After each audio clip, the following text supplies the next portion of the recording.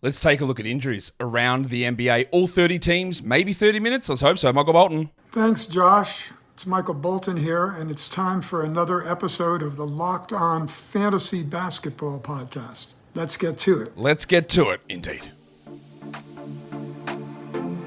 You are Locked On Fantasy Basketball, your daily fantasy basketball podcast, part of the Locked On Podcast Network.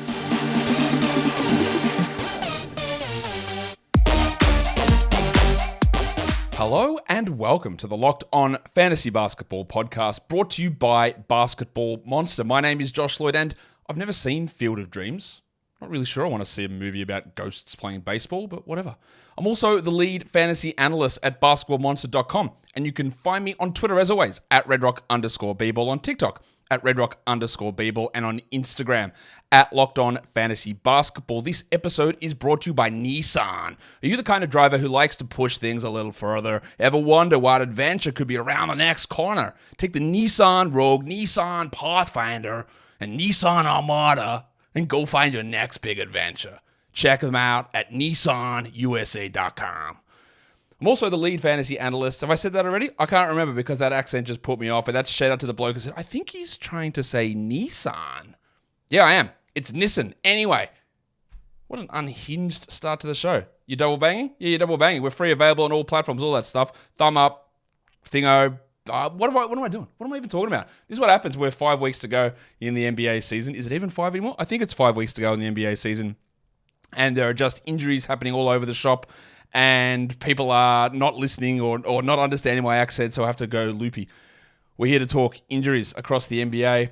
Should I just restart this show and do it again? Nah, we're going to go from here. Let's talk all 30 teams. Let's talk injuries, and let's start with the news that we just got this morning with the Atlanta Hawks. Trae Young's out, we know this. I'm expecting the start of April. I also wouldn't be shocked as every single player in this team gets injured that he just doesn't come back. Maybe he comes back for the play-in, but let's be fair. I don't think they care that much about it because they're not going to make any noise, but I think as a general rule, it's always hard for a guy that's a first-round adjacent, first-round close enough player, Trae Young. It's hard to drop these guys, but I don't think he's doing anything in the next 2 weeks, 3 weeks, so yeah. Saddiq Bey.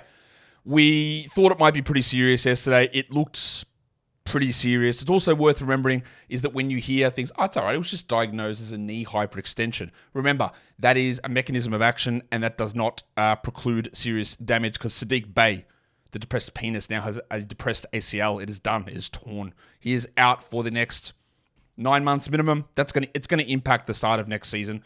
He probably, you would guess, won't be back until January at the earliest. He's a restricted free agent. That is terrible. As much as I'm not a massive Saddiq Bey fan as a player, that's terrible for him going into free agency. Going to be out all of this summer. What sort of deal does he get? Like, that's terrible news for him. Obviously, we're dropping him. The problem here is that what do you do to replace him for fantasy? Because the obvious thing is DeAndre Hunter moves into the starting lineup, right? We all know what DeAndre Hunter is, a guy that's a scorer who's up and down with efficiency and does nothing else, but you got to grab him now. But they also don't have Jalen Johnson. So they've been starting Vic Krejci. They're going to continue to do that. The backup forwards, I honestly have no idea who the hell is going to play those minutes. The thing that you would hope is that Onyeka Okongwu returns. But I don't know when that's going to happen. I don't think it's going to be this week. And when you're in a head-to-head playoff situation, it's almost impossible to sit on a guy getting zeros. Now, you could say, I'll add him to my IL, but that's wasting a move also. And then when he comes back, if he comes back, is he going to be limited in minutes anyway? Because they would have to play Okongwu together with Capella more, because there'd be Johnson, Hunter, Okongwu, and Capella. But I don't know. The complicating factor also is that I don't know if Jalen Johnson returns. At the moment, I'm listing him in question. It doesn't appear like it's going to be a super long-term thing, but it might be. All I can suggest at the moment is deeper leagues, you add Vic Krejci. You got to add DeAndre Hunter in all leagues. And if you do have somehow the luxury to be getting a Okongwu, you do it. But it's a long way away. And in head-to-head daily changes playoffs, you can't afford that. Kobe Buffkin's also out. I was hoping we'd get Kobe Buffkin's season. And now he's dealing with a toe injury. He's going to be out the rest of this week at least, maybe even more. I've got him back around the 21st of March. Just things going completely tits up. The Celtics. I am only listing a couple of guys on this injury report. Kristaps Porzingis is missing today's game with a hamstring injury. He'll be back I'm guessing tomorrow. Svi Mihailuk's out for personal reasons. He could be back tomorrow. They had everyone, all their starters, on the injury report. The only guy that is actually sitting out is Drew Holiday, but this is not a serious injury. Holiday will play tomorrow, and then there is a chance that White, Tatum, and Brown will sit tomorrow. Horford will sit tomorrow as well. But they're going to do this over the next 14 days. There's got 3 sets of back-to-backs. There's going to be sits, but none of them are actual injuries. You could say Porzingis is because he sat on Saturday, but I do think he'll be okay to play on Tuesday. And you just got to roll with replacements. Horford, but then if Horford and Porzingis are both out tomorrow, then you've got to go with Tillman or Cornette in that scenario. The Brooklyn Nets, terrible schedule. They've only got 1 game in the next 5 nights. Cam Johnson might be back on Wednesday, but if he's not, you have to wait till Saturday. And then it's a Saturday-Sunday back-to-back. I would not prioritize adding Cam Johnson under that scenario. He was starting to look good, but he's injured again.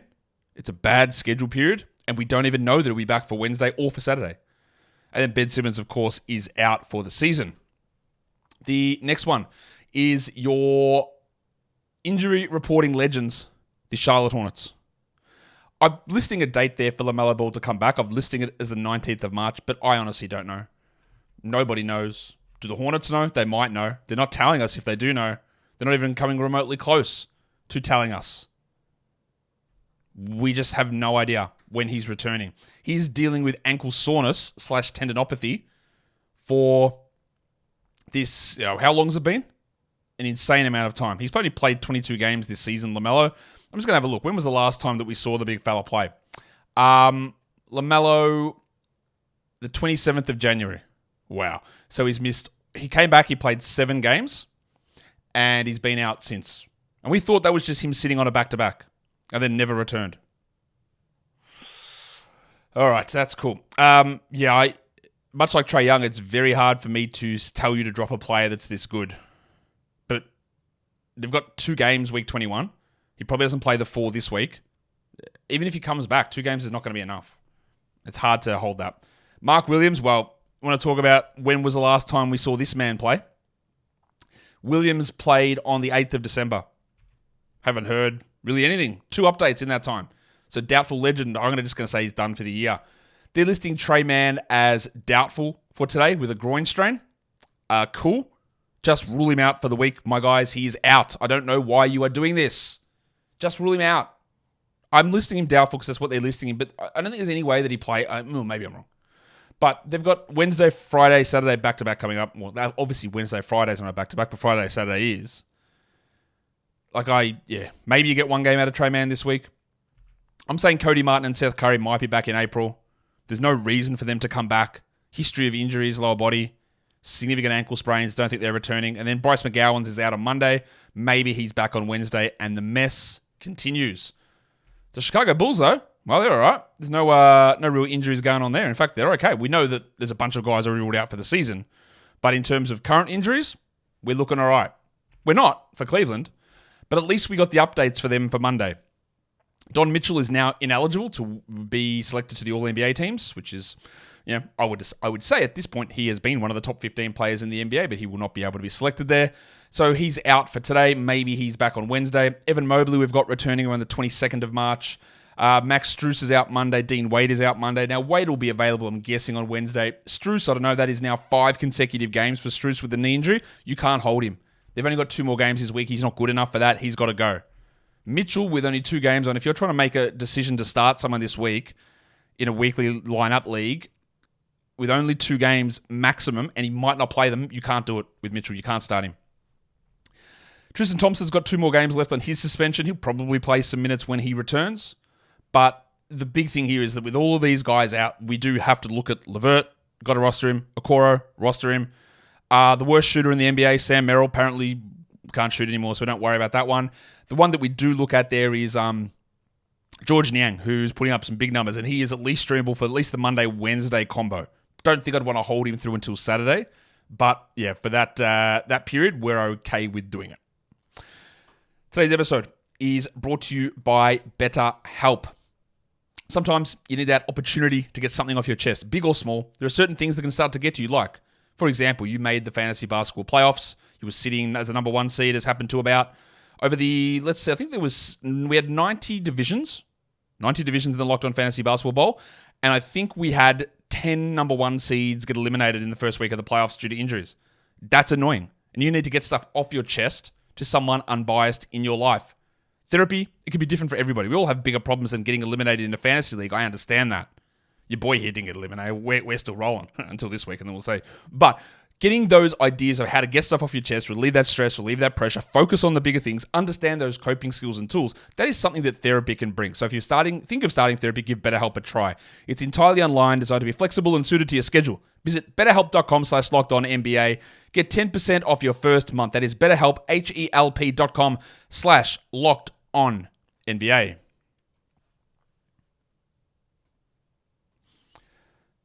Let's go right on to the next team. Is it a team that is easier to deal with? It is, because the Dallas Mavericks are pretty clean. I'm not going to include guys who are listed probable in terms of injuries on these sheets, but they're okay at the moment. Great news. We love that. The Denver Nuggets also pretty good. DeAndre Jordan is questionable with an illness, but he was never going to play anyway, so we're good there as well. And then, speaking of illnesses, Asar Thompson left the last game with an illness. He was not on the injury report, and then today he popped back up with the same illness/asthma. Or is it, how do you guys in America call it? Asthma. Asthma, yeah? All right, asthma. That's what we say. Anyway, as a lifelong asthma sufferer, weird to see it come on and off like that, but I guess he had some sort of a flare-up. If Asar is out, we do look more to Simone Fontecchio, and then they'll cobble together some minutes with Troy Browns and the like coming off the bench. Asar, I think, should be rostered. If he gets ruled out for the next game, I'd be a little bit more skeptical, but I would probably like to hold this. Doesn't feel like it's going to be an ongoing tuberculosis type illness.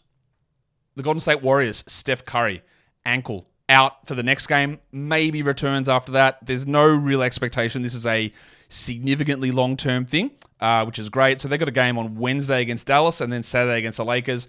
Dallas would be best case. Lakers, I would say worst case. So you're looking all right there for Steph. And with him out, then you see more for Podziemski, you see more for Moody, you see more for Paul, for Clay. I do think that when they are healthy, guys like Podziemski, Wiggins, Clay, they're not going to be 12-team league players. But, well, Paul probably will be. But Podziemski, Wiggins, probably not. And it'll be very interesting to see what happens with Jackson Davis once Steph returns.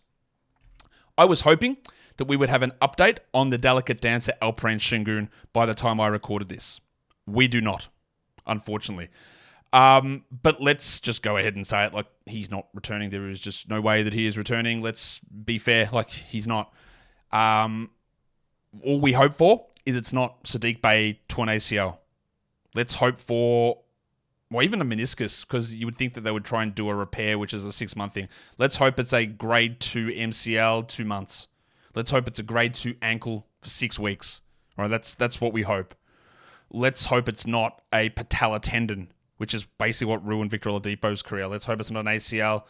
Grade 3 ankle will be 4 months, but that's fine. That puts him through to next season. There's no way that with 30 odd days left for the NBA season, there's just no way that he's returning, which is so unfortunate. Now, we talked at length about this yesterday, and a lot of Rockets fans who were watching chimed in with this. Ime Udoka just has never gone small. He doesn't go small. Didn't do it in Boston. He went big, went double big. He started at Horford and who's the other guy that they had there? Bloody Rob Williams. He went big.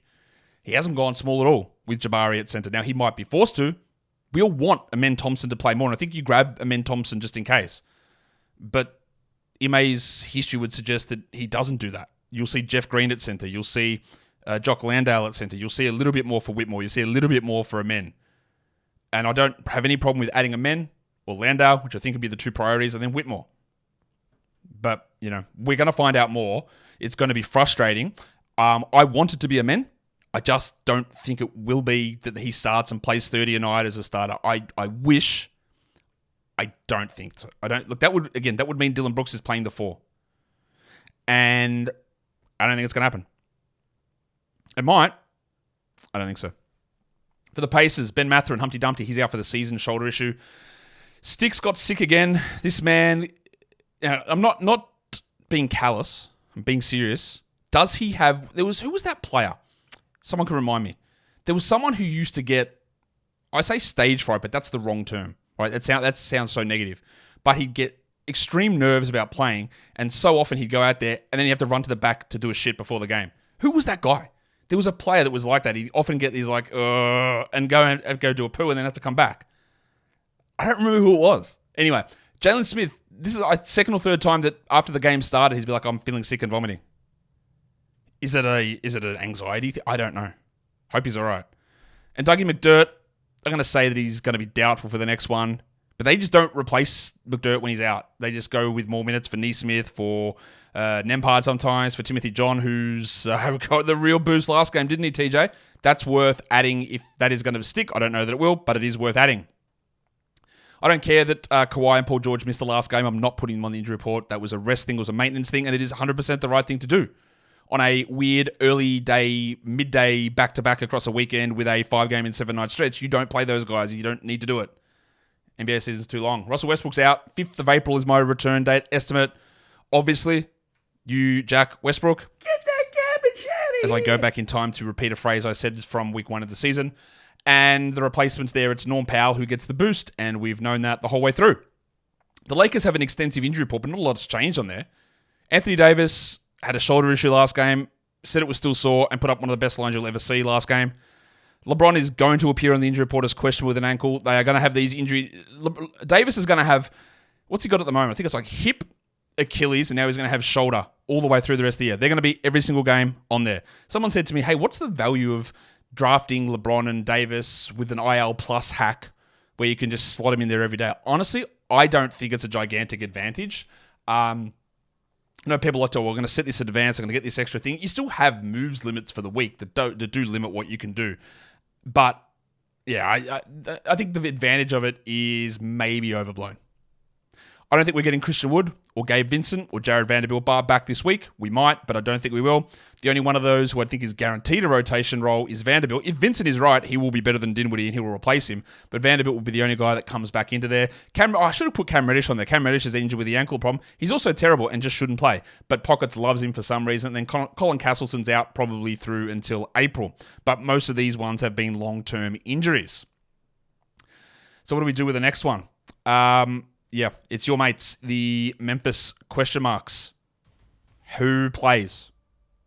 They had a million guys out. Yes, they have been, look, legitimately, they have been hit with a lot of injuries this season. A lot of it is legit. I'm not doubting that.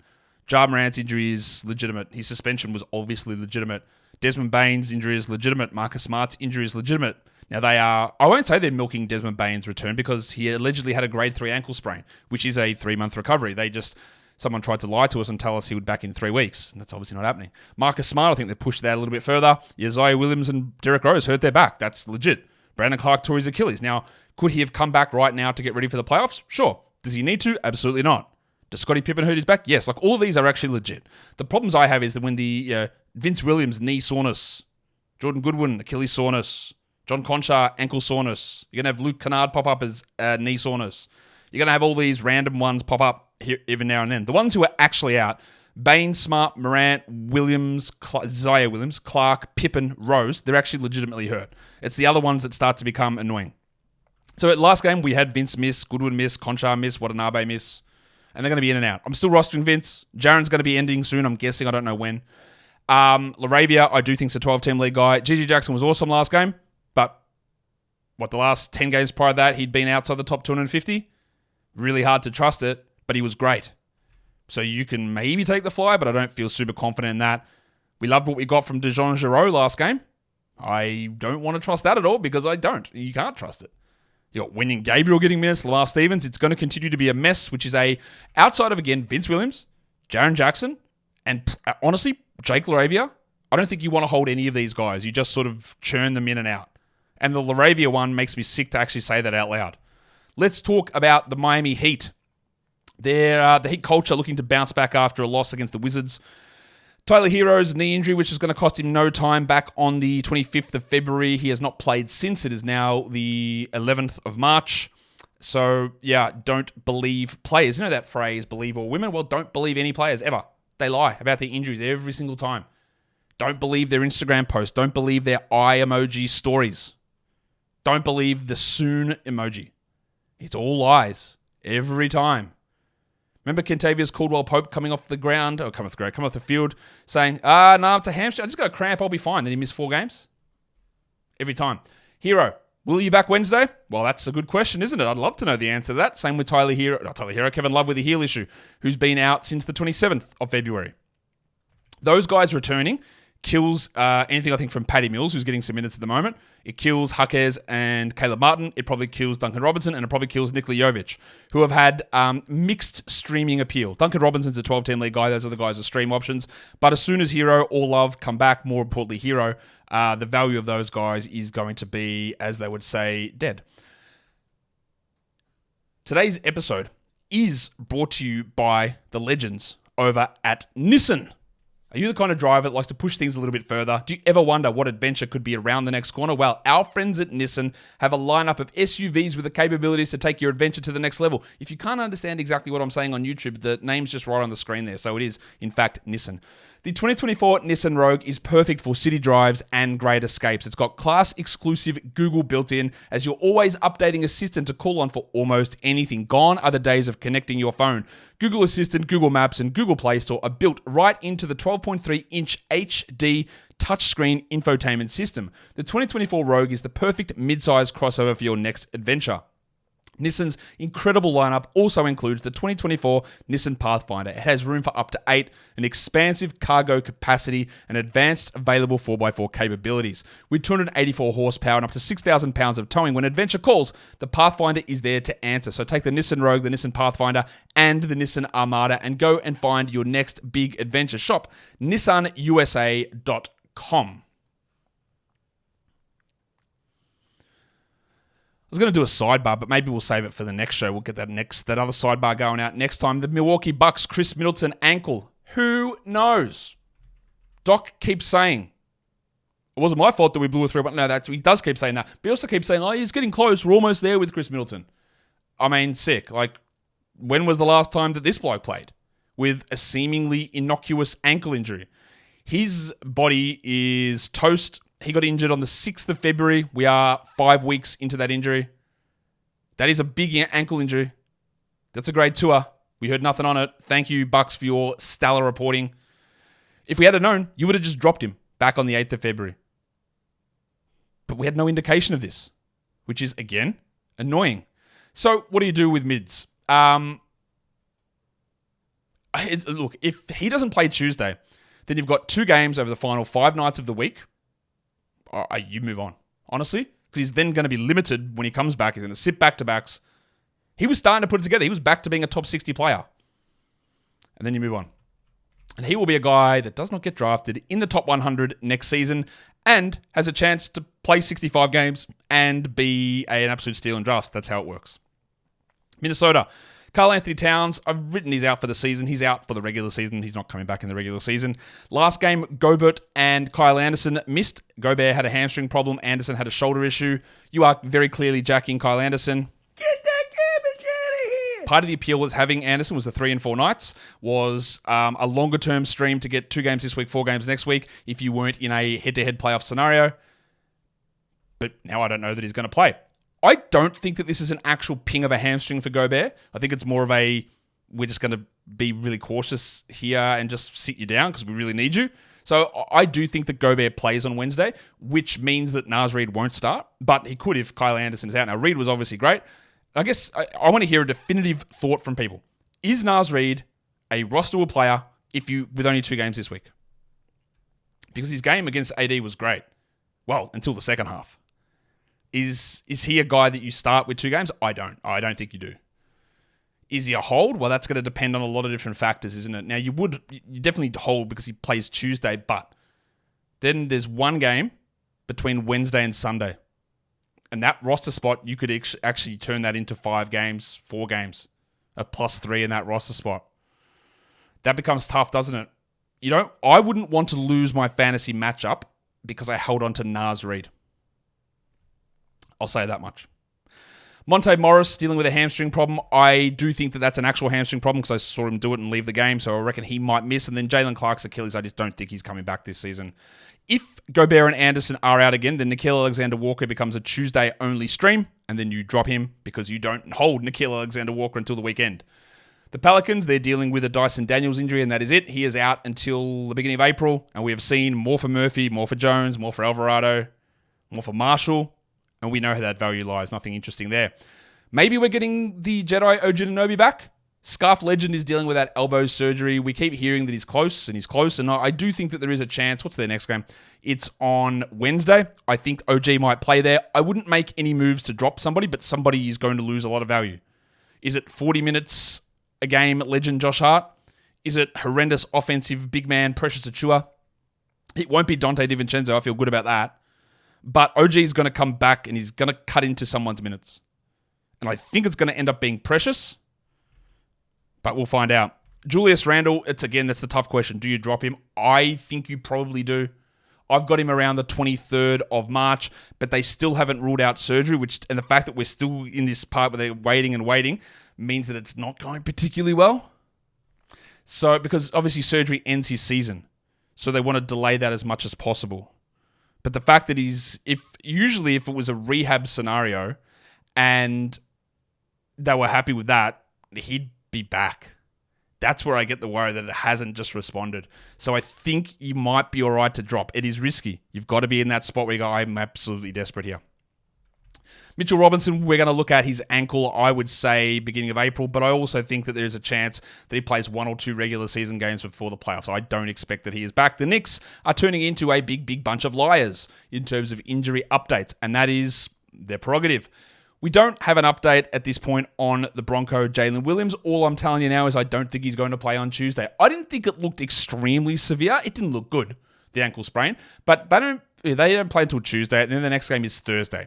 So I would say that if we're going to handicap this out, he doesn't play Tuesday. He might not play Thursday, and then they're back on Saturday. I heard someone say they're going to drop him because there's too much uncertainty. He's too good to make that preemptive drop right now. I hope we get some information on it today, and I think we will, and I was hoping, much like Şengün, that we would get it right now. But we haven't. So I would like to hold, and I don't think this is going to be a long-term thing. With him out, Cason Wallace will start, and you don't add him. You don't add Lou Dort. You do look at Josh Giddey, I think. Giddey's been playing much better in limited minutes, and just even if he gets 1 to 2 extra, you feel much better about his floor.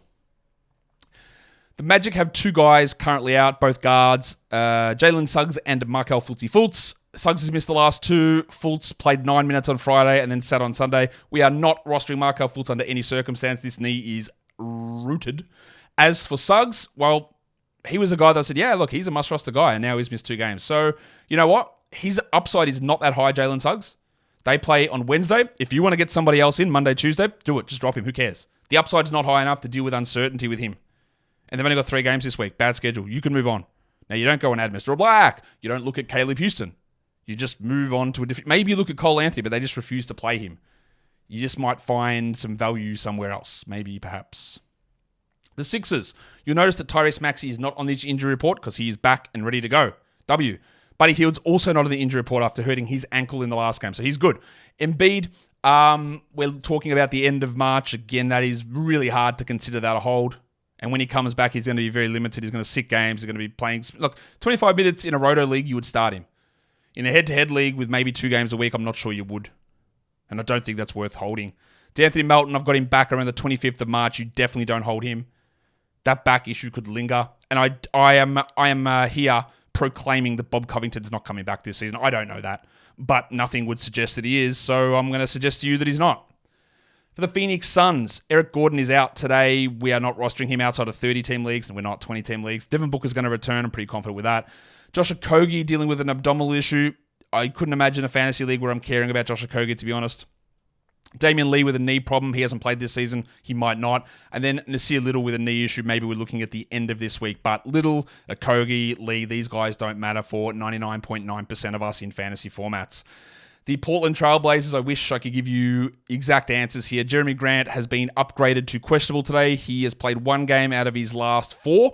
Of course he has, with hamstring soreness. Of course. He left the game on the 2nd of March with a quad issue.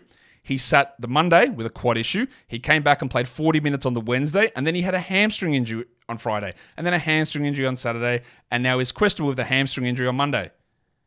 These are fake. I'm sorry, they are. Now, I am a big player supporter. I support players at basically every time that I can, in any situation. I am always giving the benefit of the doubt to injuries. These are fake. And there are not many fake injuries going around in the NBA at the moment. This is one of them. I'm not saying he hasn't got some sort of slight thing going on. This is fake. So let's find Dave Jeremy Grant. But they go Monday, Wednesday, Thursday. What's the over-under? How many games he play out of those 3? 1? Has to be. There's no way he's playing 3. Zero chance he plays 3. How many more games has Jeremy Grant got this season? 5? Maybe? Don't know. Simons is going to go soon. Ayton's going to go soon. I just don't know when. Malcolm Brogdon, elbow injury. They keep saying, oh, nah, still a bit of pain. Yeah, nah, injection. Yeah, nah, it's coming all right. I'm pushing him out to the 23rd of March, but I'm going to be honest with you, he's not coming back. There's just no way that Malcolm Brogdon's playing again this season in my mind. No chance. And if he does, he's not playing big minutes. Jabari Walker. This is a real injury because they would want him to get some minutes. But this has happened to him basically every time he's had the chance. Someone goes down, he gets a chance, gets hurt. Happened last year, it's happened 3 times this year. If he gets an extended run at 30 minutes as a starter, I'd roster him, but I'm not. Justin Minaya is dealing with an illness. They are going to have, the guys, is going to be Banton, you're going to have Scoot, you're going to have Reith, you're going to have Kamara, you're going to have Murray. These guys are all going to have value. But when Grant's borderline, when Simons is there, when Ayton's there, it's hard to invest a lot in these players. They are going to have value, but you've got to, can you hold Reith for this time period until Ayton is done again? I'm not sure. Can you expect Banton to do this if Grant, Simons, Ayton, and Scoot all play? I would say probably not. But you never know. Frustrating team. Really frustrating team. You know what's going to happen with this team as well? We're going to remember this for the last 3 years for the Blazers, and people are going to avoid all their guys. And then, let's say next year, they're going to be unbelievable. They're going to surprise everyone, be good, and have all of the fantasy steals on their team. The Oklahoma City Thunder from last season situation. That will happen to the Jazz as well at some point. For the Kings, Keegan Murray hurt his ankle late at the end of that last game, so I'm going to pop him as questionable. I think he plays. I don't think there's any worry there. While Sasha Vezenkov is still out, maybe we're talking the end of next week for him to return, but that does not really matter for fantasy whatsoever. For the Spurs, they've got a back-to-back Monday, Tuesday, and both Victor Wembanyama and Devin Vassell are going to play on Monday. Are they going to play on Tuesday? I honestly have no idea, but you would have to suggest there is a significant risk of them not playing in that game. At the moment, it's only Chetty Osman who is out. He is going to miss both of those games. At least he might be back Friday. And if Vassell and Wemby are out on Tuesday, then you lean heavily into Malachi Branham. You lean heavily into Zach Collins. And you do actually lean into Bubble Champagne. Branham is on fire. He is hitting every shot in the world. This will not stick. I guarantee you he will not continue to shoot these numbers. But while he is doing this, and while we've got a nice little back-to-back to start the week, you can run with Branham. And you maybe hold, but also he could DeAndre Hunter you. And if he shoots 43%, you might get 13, 3, and 1, which is not useful. But at the moment, he's putting up good numbers. Old Malachi. The Raptors are turning into the Blazers and the Grizzlies with injuries all over the shop. Are these real? I'm going to say probably not. Emmanuel Quickley is out with a hip injury. Gary Trent's out with a groin injury. Barnes and Poeltl, I'm not even putting them on this list. They're not returning. Chris Boucher, that is real. I saw him get hurt. He hurt his knee just as he was turning back into a 12-team league guy. The absolute nonsense that is the Chris Boucher experience continues. So, no, you can't hold him while he's out. He might come back for other games and then you stream him back in. With Quickley and Trent out, Brown is back to questionable. I'm highly doubtful Bruce Brown plays, but what we look at is we have to. I know it was very, very, very soft performances, but you got to go back to Dick. You got to go back to Dick. I was about to make a very crude joke there, but I'm above that. Anyway, we are probably getting a whole lot of Dick in this game, and he played 35 minutes last game, 31 the game before that. If you get a 40 from Dick, I don't think you'd be shocked. He can get some assists. He can get some steals. He can shoot it. You just got to make sure that it goes in and doesn't land on the outside of the rim. So what does Dick do? I would be very interested in adding him with all these absences. You got the Monday, Wednesday, Friday, Sunday 4-game schedule is good. I'm okay with getting Dick in. Olenek's a must roster player, very obviously. Who the hell is their backup big man though? Like Jonte Porter probably. Jordan Nwora, Javon Freeman-Liberty, ESPN non-addable legend. These guys are all going to have a big opportunity on Monday. So I would prioritize Dick. I would also like to add Grady first. I would then go to... I don't want to go to Abaji. He's terrible. I'd probably go to Nwora after that. Then I would go to Freeman-Liberty. Then I would go to Abaji. Olenek obviously at the top. Dick next. Then we go to those other guys. It's going to be messy, and they're going to be Memphis and Portlandish-ish through the rest of the season, where we're trying to guess what is going on. Same with these bunch of jokers, the Utah Jazz. I'm going to label Lauri Markkanen as doubtful, at least for Tuesday. I think he probably doesn't play Friday, considering they've got a back-to-back Friday-Saturday. Markkanen played 41 minutes in the game against the Heat on the 2nd of March and then hasn't played since 3 games out with a quad issue. I talked about Jeremy Grant having a fake injury. This is also a fake injury. I mean, I'm sure he's got some issue with his quad, but this is an extrapolation of an injury time frame on this, so there's no question about that. I think Taylor Hendricks might be back for that Saturday as well. I'd be interested in adding him in that time frame. Now, with the Jazz playing Tuesday and Friday, bad schedule. But I am very interested in Bryce Sensabaugh. I would also be very, very cautious of Jordan Clarkson sitting games soon. I think Clarkson and Markin are the 2 guys you're going to sit, and then the guys next in line are going to be Sexton and Collins. That's my guess. But I'm very interested in Keontae George is a must-roster player, even through this bad schedule, must-roster. Sensabaugh's not, but you definitely stream him Tuesday until we get more info on Lowry. I wouldn't drop Markkanen yet because I'm not super confident that he's done. But the longer we go, the worse it looks. Last team, the Wizards. Marvin Bagley's out, I guess, the rest of this week. I say that because they got a weekend back-to-back, so he's not playing both of those, so maybe he's back on Sunday. And then the guy that was going to be this great replacement, Rashawn Holmes, played 36 minutes on Friday and then sat out on Sunday. Now, I don't know if Rashawn Holmes is going to be available Tuesday. I would probably like to wait because getting 4 games Tuesday through Sunday, if he's able to do it, is unbelievable value. But he also might not play. I would like to hold to get an update on Holmes. Bilal Coulibaly sprained his ankle at the end of the game on Sunday. He put up nice defensive stats. I would add Kispert over Coulibaly, but he's at least a 14-team league guy. And then Landry Shamet hurt his calf. I'm just going to say that Shamet's going to be out for a couple of weeks. He's had a lot of soft tissue injuries in his past. He's also not good, so I don't think we need to worry too much about that. And that was an injury update show that I would have hoped we could have given more information on a bunch of those bad teams. Utah, Portland, Toronto, and Memphis. They're the teams that are really going to annoy us all the way through, and you've got to be looking basically game by game. It's going to be hard. Like the guys that I'm... Scoot, yes. Keontae, yes. Dick, probably. Olynyk, yes. Memphis, Laravia, yes. Probably, yes. And then just a bunch of nobodies. Who's going to be the most random bloke that has value? It's going to be hard to go past DeJon Jarreau, really. But there's going to be some random bloke. Is Mamadou Gay going to have value for the Raptors? That's one that we're rooting for, aren't we? Let's see. What other random Canadian can jump into Toronto and get a 10-day? Anyway, I'm annoyed. Guys, go ahead and hit the old thumber. Hit the notification bell. Subscribe. And leave that old 5-star review. Guys, we're done here. Thank you so much for listening, everyone. See ya.